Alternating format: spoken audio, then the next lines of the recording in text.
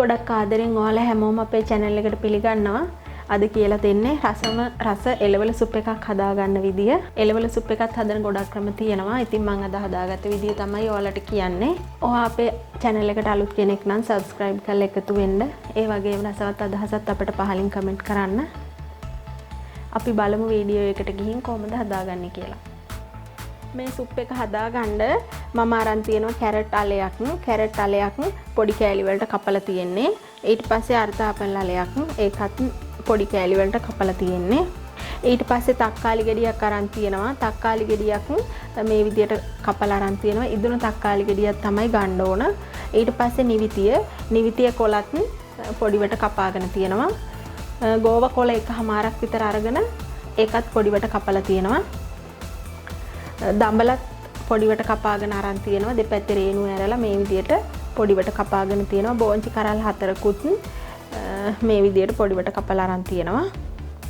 ඊට පස්සේ වට්ටක්කත් හොඳට හොදලා පොඩිවට කපලා අරන් තියෙන්නේ.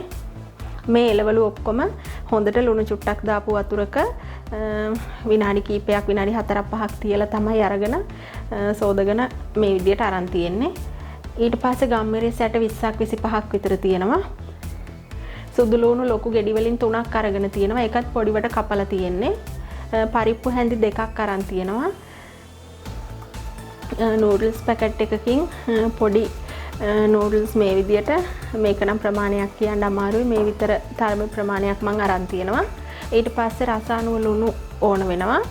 වතුර ওই ටික තමයි අපිට ඕන වෙන්නේ. ඊට පස්සේ අපි මේ විදිහේ භාජනයක් අරගෙන මේ කපාගත්ත දේවල් එකතු කරන්න ඕනේ. මම කැරටුයි අර්ධාපලුයි මේකට එකතු කරගත්තා. ඊට පස්සේ වට්ටක්ක ටික මේවා ඔක්කොම පොඩිවට කපලා තියෙන නිසා තැම්බෙන්න ගොඩක් වෙලා යන්නේ නැහැ. ඒ නිසා මම එළවලුත් ඒකටම එකතු කරනවා. මේවා ගොඩක් ලොකුවට කපාගෙන තියෙනවා නම් තැම්බුණාට පස්සේ තමයි මේ එළවලු ටික එකතු කරන්නේ. මොකද මේවා ගොඩක් වෙලා තඹ ගන්න උවමනා නැති නිසා මම පොඩිවට කපලා හින්දා මම ඔක්කොම දේවල් ටික එකටම එකතු කරගත්තා. ඊට පස්සේ පරිප්පු ටිකත් එකතු කරගන්නවා. ඔයාලට මේ එළවලු වලට අමතරව තව බිම්මල් එකතු කරගන්න පුළුවන්. ඒ වගේ බණ්ඩක්කා ඒ වගේ ඔයාලා කැමති දෙයක් එකතු කරගන්න පුළුවනි. ඊට පස්සේ සුදු ලුණු නූඩල්ස් ටික ගම්මිරිස් ඇට ටික එකතු කරගන්නවා. ඊට පස්සේ වතුර එකතු කරගන්න ඕනේ.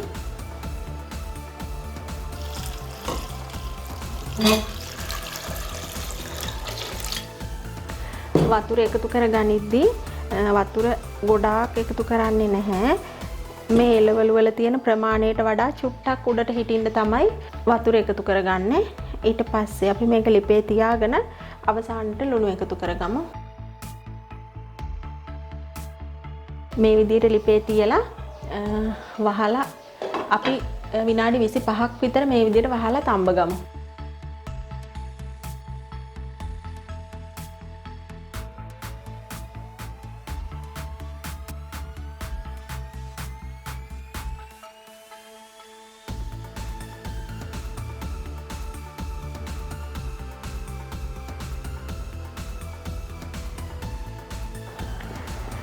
මේ විනාඩි 10ක් විතර ගියාට පස්සේ මේ විදිහට මම චුට්ටක් කලවම් කරගන්නවා. ඊට පස්සේ ආයෙ වහලා තියෙනවා. ඔන්න දැන් විනාඩි 25ක් ගියා.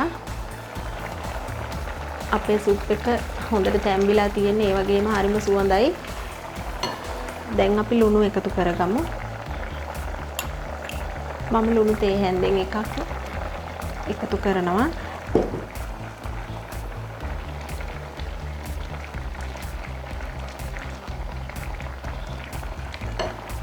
ඊට පස්සේ ලිපේ ගින්දර ටික අඩු කරගෙන මම මේ විදියට වෙන භාජනයකට පොඩ්ඩක් දාගන්නවා.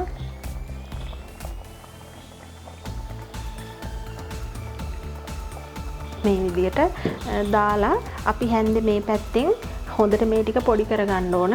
එහෙම නැත්නම් අපේ සුප් එක නිවෙනකන් ඉඳලා අපිට පුළුවන් බ්ලෙන්ඩරේට දාලා පොඩි කරගන්න. මේකෙදී අපිට කෝන් පිටි දාන්න උවමනා වෙන්නේ නැහැ. හොඳ උකු ගතියක් එනවා. මේ විදියට පොඩි කරගෙන ආපහු සුප් එකට මේ ටික එකතු කරාම සුප් එක හොඳට උකුවට තියෙනවා.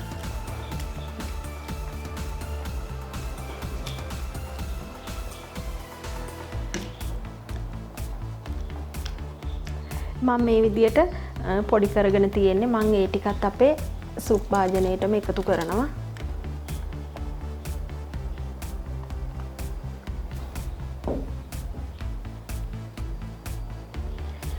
ඔයාලා බ්ලෙන්ඩරයට දාලා පොඩ්ඩක් වෙලා බ්ලෙන්ඩ් කරගන්නවා නම් අනිවාර්යෙන් නිවෙන්න ඕනේ, නැත්තම් අමාරුයි ඒ විදියට බ්ලෙන්ඩ් කරගන්න.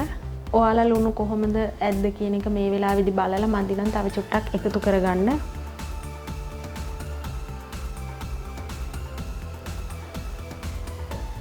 මම තව ලුණු චුට්ටක් එකතු කරගන්නවා.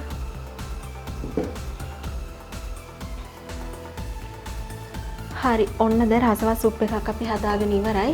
එහෙනම් ඉතින් මේ වගේම තවත් අලුත් වීඩියෝ එකකින් ආයෙ හමු වෙමු.